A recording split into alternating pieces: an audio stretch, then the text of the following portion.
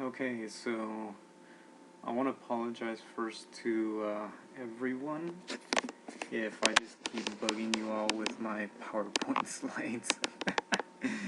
But okay, anyway, I wanted to just make a PowerPoint slide about a Cyborg Manifesto. As always, I'm interested in postmodernism for some reason. I just find it so very attractive. And this is one of those pieces of that are central to postmodern literature, that are paradoxically central to postmodern literature. I won't say too much about the reading, but I'll try to just give you the large ideas that are found in Donna Haraway's A Cyborg Manifesto. So the question really is, what is a cyborg? She says several things. One of them is that a cyborg is a cybernetic organism, and that's just kind of the very literal kind of definition, right? It's a cybernetic organism. Two, a hybrid of machine and organism. So we have a duality here, and again, we're still kind of at the very literal here. It's a creature of social reality as well as of fiction, and of course what she's talking about is that we find several characters or images or representations of the cyborg in fiction, whether that be literature, specifically science fiction, and movies. But she also wants to talk about it as a social reality, and so that's a little bit more complicated, but she is talking about, for one thing, the growth of technology in our world and how we have become so attached to technology, and we'll say more about that. Again, she says it's a matter of fiction and lived experience that changes what counts as experience. So again, the technology itself is kind of changing what our experiences are, and even what we can experience or what we can count as experience. She calls it a fiction mapping our social and bodily reality. It's interesting that the cyborg appears way before we can even figure out the mechanics of even how we can make or create a cyborg, or how a cyborg can come into being. So we've been talking about the cyborg for quite some time. She also says that the cyborg is an imaginative resource, suggesting some very fruitful couplings. In other words, it's if we put these two things together, what can we get out of this? She calls it a condensed image of both imagination and material reality. And this is probably the most important point here. It's a way of imagining a world without gender, and therefore without genesis or end. Haraway's one of Haraway's main concerns is the idea of gender and feminism. And if you'll recall, a lot of the patriarchal arguments about the role of women in society, and about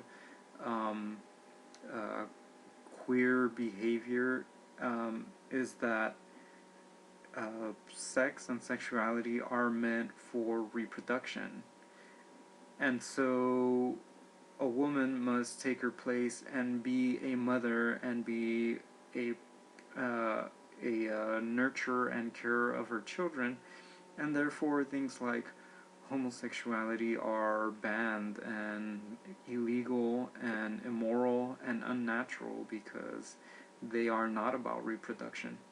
So Haraway believes that the cyborg is really a great myth to get around that whole argument. We can avoid that whole argument because the cyborg doesn't reproduce itself. And you'll notice how my own little cyborg here that I have went from being one to kind of replicating itself infinitely, and it does it without the need for sexual reproduction. The cyborg can have sex, and it can enjoy desire and bodily and machine desire, but it doesn't need it for reproduction.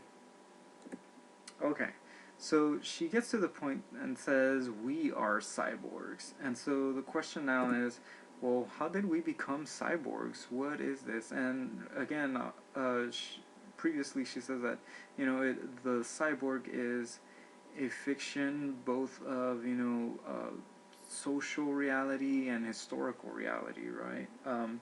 And lived experience. So how did we become cyborgs? And she says that there are three leaks. In other words, there's these three pair of ideas that have sort of leaked and mixed into each other. So let's talk about those. The first leak is the mixing of the categories human and animal. So this is kind of what we mean by that. Is that evolution has kind of told us that man is not special, he's not unique, he's not set apart from the animals, he is part of the animal kingdom. Man is an animal, and so that's kind of what evolution has taught us, right? So we've mixed the categories of human and animal. The second leak is the mixing of the categories organism and machine. So here we have this idea here where she talks about how our machines look so lively while we ourselves are so inert. In other words, think about somebody who's on their cell phone.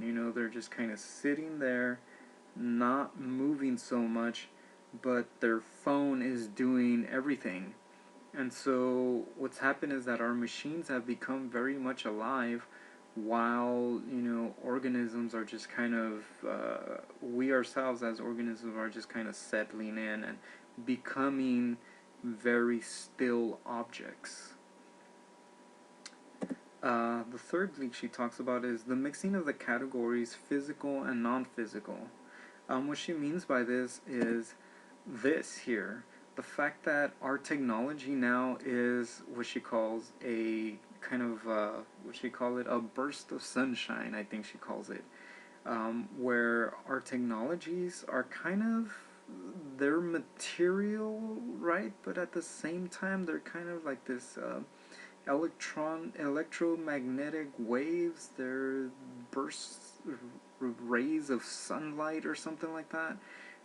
It's more like energy, and so the physical and the non-physical have crossed boundaries and kind of blurred the lines. And so these three leaks have really blurred the line between what is human, what is animal, what is machine, what is organism, and what is physical and non-physical. So again, the physical and non-physical refers to things like our laptops and our cell phones, which are machines, but at the same time they are, these waves and signals that are in the ether.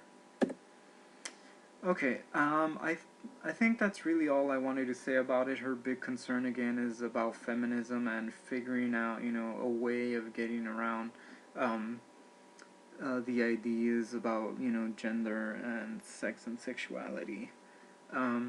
But for me, the cyborg is more important just besides the idea of feminism and sex and sexuality. So here are a few instances of cyborgs in fiction, and with this we'll end. So have fun with these images.